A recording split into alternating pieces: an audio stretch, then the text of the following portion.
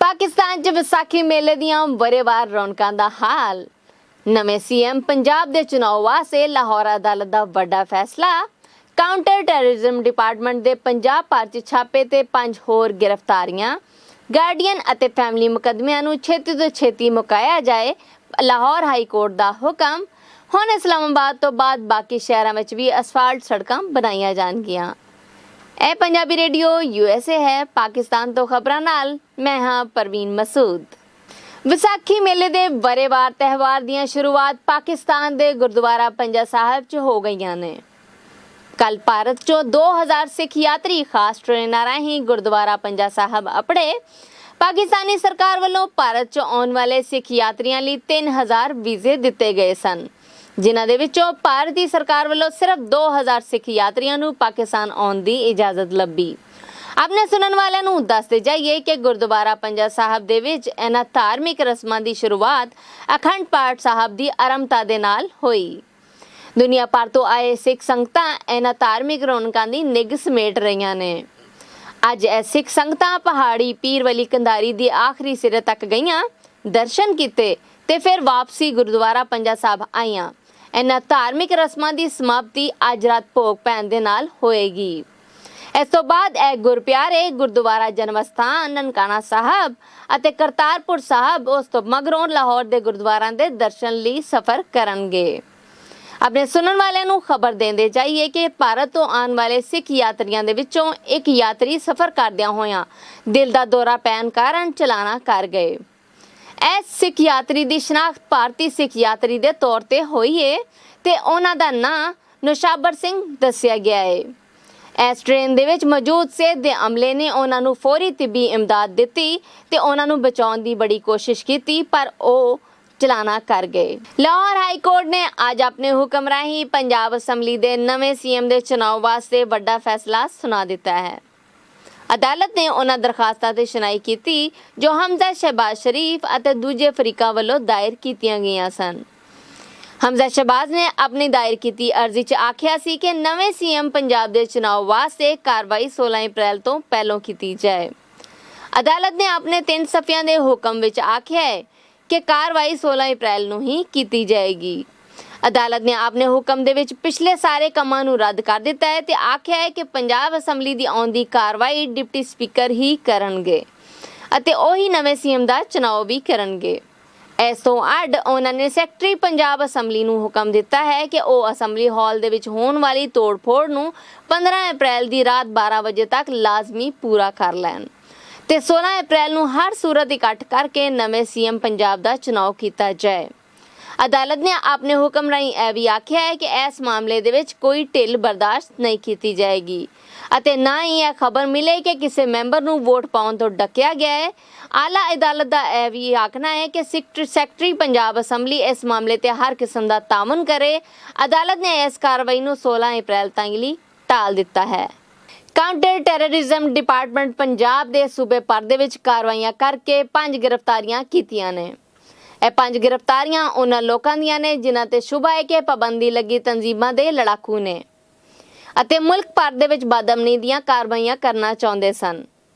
ਵੇਲੇ ਸਿਰ ਕਾਰਵਾਈ ਕਰਕੇ ਕੀਤੀਆਂ ਗਈਆਂ ਇਹ 5 ਗ੍ਰਿਫਤਾਰੀਆਂ ਤੋਂ ਪਹਿਲਾਂ ਇੰਟੈਲੀਜੈਂਸ ਬੇਸ ਜਾਣਕਾਰੀ ਦੇ ਉੱਤੇ 24 ਲੋਕਾਂ ਨੂੰ ਗ੍ਰਿਫਤਾਰ ਕੀਤਾ ਗਿਆ ਸੀ। ਉਹਨਾਂ ਤੋਂ ਪੁੱਛ ਪ੍ਰਤੀਤ ਕੀਤੀ ਗਈ ਅਤੇ ਫਿਰ ਇਹਨਾਂ 5 ਲੋਕਾਂ ਤੱਕ ਪਹੁੰਚ ਕੀਤੀ ਗਈ।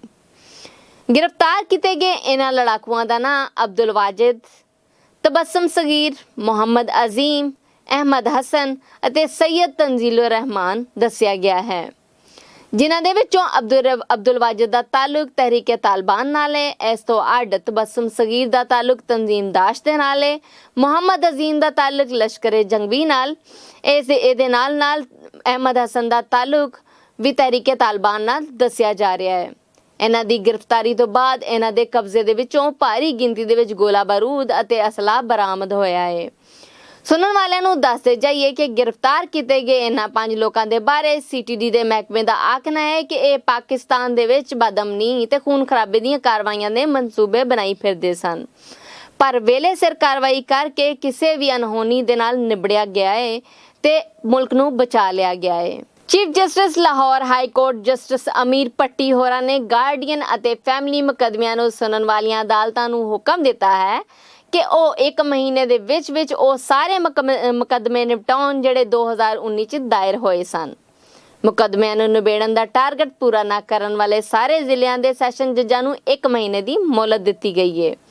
ਸੁਣਨ ਵਾਲਿਆਂ ਨੂੰ ਦੱਸਦੇ ਜਾਈਏ ਕਿ ਲਹਿੰਦੇ ਪੰਜਾਬ ਦੇ ਜ਼ਿਲ੍ਹੇ ਬਹਾਵਲਨਗਰ, ਪੱਕਰ, ਚਨਿਓਟ, ਜੇਲਮ, ਖਾਨੇਵਾਲ, ਖੁਸ਼ਾਬ, ਲਈਆ, ਲੋਧੜਾ, ਮੰਡੀ ਬਹਾਉਦੀਨ, ਮਿਆਂਵਾਲੀ, ननकाना साहब, नारोवाल, पाकपतन, रहीम यार खान, राजनपुर, साहिवाल, चकवाल, हाफिजाबाद, कसूर, मुजफ्फरगढ़, सरगोदा, शेखुपुरा, उकाड़ा ਅਤੇ ਵਿਹਾੜੀ ਦੇ ਕੇਸ ਨਿਬੇੜ ਦਿੱਤੇ ਗਏ ਨੇ।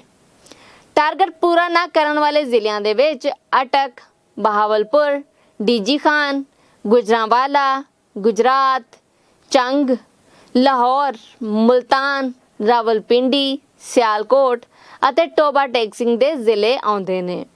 ਇਹਨਾਂ ਜ਼ਿਲ੍ਹਿਆਂ ਦੇ ਸੈਸ਼ਨ ਜੱਜਾਂ ਨੂੰ ਇਹ ਹੁਕਮ ਦਿੱਤਾ ਗਿਆ ਹੈ ਕਿ 2019 ਚ ਦਾਇਰ ਹੋਣ ਵਾਲੇ ਮੁਕੱਦਮੇ 1 ਮਹੀਨੇ ਦੇ ਵਿੱਚ ਫੈਸਲਾ ਕਰਕੇ ਨਿਬੇੜ ਦਿੱਤੇ ਜਾਣ।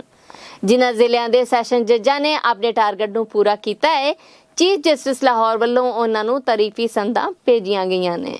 ਇਸਲਾਮਾਬਾਦ ਤੋਂ ਬਾਅਦ ਪਾਕਿਸਤਾਨ ਭਰ ਦੇ ਬਾਕੀ ਇਲਾਕਿਆਂ 'ਚ ਵੀ ਪਲਾਸਟਿਕ ਦੀਆਂ ਸੜਕਾਂ ਬਣਨਗੀਆਂ।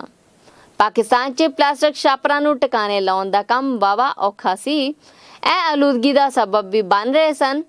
ਪਲਾਸਟਿਕ ਸੜਕਾਂ ਦਾ ਇਹ ਤਜਰਬਾ ਸਭ ਤੋਂ ਪਹਿਲੇ ਪਾਕਿਸਤਾਨ ਦੀ ਰਾਜਧਾਨੀ ਇਸਲਾਮਾਬਾਦ 'ਚ ਕੀਤਾ ਗਿਆ, ਜਿਹਦੇ ਤੋਂ ਬਾਅਦ ਹੁਣ ਪਾਕਿਸਤਾਨ ਇੰਸਟੀਚਿਊਟ ਆਫ ਡਿਵੈਲਪਮੈਂਟ ਦੇ chief of research doctor Abdullah ਦਾ ਆਖਣਾ ਹੈ ਕਿ ਪਾਕਿਸਤਾਨ 'ਚ ਵੇਸਟ ਮੈਨੇਜਮੈਂਟ ਇਨਫਰਾਸਟ੍ਰਕਚਰ ਦਾ ਘਾਟਾ ਹੈ। ਸੜਕਾਂ ਬਣਾ ਕੇ ਇਹ ਪਲਾਸਟਿਕ ਦਾ ਜਿਹੜਾ ਕਚਰਾ ਹੈ ਇਹਨੂੰ ਵਰਤਾਂਗੇ, ਜਿਹਦੇ ਨਾਲ ਮਾਹੌਲ ਦੋਸਤ ਸੜਕਾਂ ਬਣਨਗੀਆਂ। ਇਹ ਸੜਕਾਂ ਸਸਤੀਆਂ ਵੀ ਹੋਣਗੀਆਂ, ਮਾਹੌਲ ਦੋਸਤ ਵੀ ਹੋਣਗੀਆਂ ਅਤੇ ਗੱਡੀਆਂ ਦੇ ਰੋਲਰ ਰੱਪੇ ਤੋਂ ਵੀ ਛੁਟਕਾਰਾ ਦੇਣਗੀਆਂ। ਅਸਫਾਲਟ ਸੜਕਾਂ ਦੇ ਨਾਂ ਦੇ ਨਾਲ ਜਾਣੀਆਂ ਜਾਣ ਵਾਲੀਆਂ ਇਹ ਸੜਕਾਂ ਬਾਕੀ ਸੜਕਾਂ ਤੋਂ ਦੂਣੀ ਉਮਰ ਅਤੇ ਆਪਣੇ ਆਪ ਤੋਂ ਵੀ ਜ਼ੋਰ-ਆਵਰ ਹੋਣਗੀਆਂ। ਇਸ ਤੋਂ ਅੱਡ ਇਸ ਕਚਰੇ ਦੀ ਸਫਾਈ ਤੋਂ ਬਾਅਦ ਆਲੂਦਗੀ 'ਚ ਵੀ ਘਾਟਾ ਆਏਗਾ। ਬਹੁਤ ਛੇਤੀ ਪਾਕਿਸਤਾਨ ਦੇ ਦੂਜੇ ਇਲਾਕਿਆਂ ਦੇ ਵਿੱਚ ਵੀ ਸੜਕਾਂ ਅਸਫਾਲਟ ਸੜਕਾਂ ਬਣਨਗੀਆਂ, ਜਿਨ੍ਹਾਂ ਦੇ ਵਿੱਚ ਪਲਾਸਟਿਕ ਦਾ ਕਚਰਾ ਵਰਤਿਆ ਜਾਏਗਾ। ਇਹਨਾਂ ਦੀ ਉਮਰ ਬਾਕੀ ਸੜਕਾਂ ਨਾਲੋਂ ਦੂਣੀ ਹੋਏਗੀ। ਪਾਕਿਸਤਾਨ ਤੋਂ ਹੁਣ ਤੱਕ ਲਈ ਇੰਨਾ ਹੀ। ਮੈਨੂੰ ਪਰਵੀਨ ਮਸੂਦ ਨੂੰ ਇਜਾਜ਼ਤ ਦਿਓ। ਰੱਬ ਰਾਖਾ।